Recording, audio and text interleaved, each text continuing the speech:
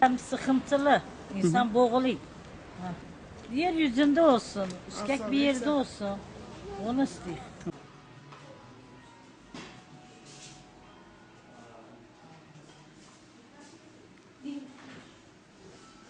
Yani daha iyi bir yere alsanız çok iyi olur. Sıkıcı biraz.